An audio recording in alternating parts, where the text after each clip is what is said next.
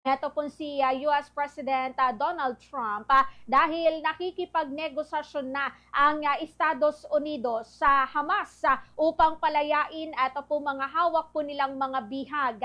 Ayon dito po kay US President Trump, maglalagay po sa mahirap na sitwasyon ito po Hamas kung hindi po nila palalayain ito po mga bihag. Kasi meron din po yung mga napagkasunduan mga kabombo po sa pagitan ng grupong ito at syempre bilang pakikipagdialogo at pamamagitan din po ng bansang Amerika like yung ganap dyan po sa Ukraine at maging sa bansang Russia, ang Israel and ito din po kasing Hamas mga kabombo. Alam din naman po natin na sila din po ito po sumunod po sa mga ganito po kaganapan. Ngayon meron pa po kasi yung mga natitirang bihag under po or hawak pa rin ng Hamas. So sa mga negotiations po nila before mga kabombo, para lamang po matigil po sana ito po palitan din po ng putok o di naman po kayo para mapahupa na rin ito po tensyon. Kung matandaan po natin isa din po kasi sa mga nais or kagustuhan din po nila dyan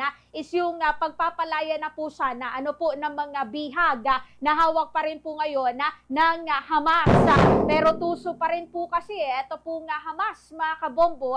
Kumbagay parang pagbibigyan po kasi nila ito po kahilingan po ng Estados Unidos or ng kahit na sino man po mga lideres mga kabombo. Kumbagay wala na silang alas, di ba? Talo na po sila dyan. Kaya inuunti-unti po nila mga kabombo until such time na magkaroon din po siguro ng panibagong taktika o di naman po kaya pwede po nilang ibanat against naman po sa kanila po kalabanan. Narito pakinggan at panoorin po ninyo mga kabombo. Ito po bahagi po ng pahayag ni US President Donald Trump. We're in very deep negotiation with Hamas.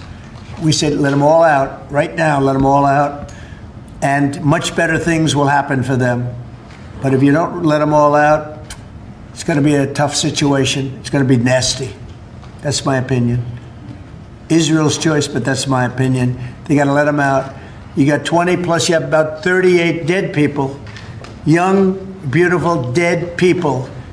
And I'll tell you, the parents want them every bit as much, almost more, than as if their son or daughter were alive. But you have many dead people that are coming out as part of the deal. It's 20 people, but I think of the 20, there could be some that have recently died, is what I'm hearing. Nobody ever thought a thing like that was possible. What made it possible were, number one, they were happy with November 5th. They were happy with the election. And number two, Yan mga kabombo, ito pong naging bahagi po ng pahayag ni US President Donald Trump patungkol naman po sa nasabi pong usapin na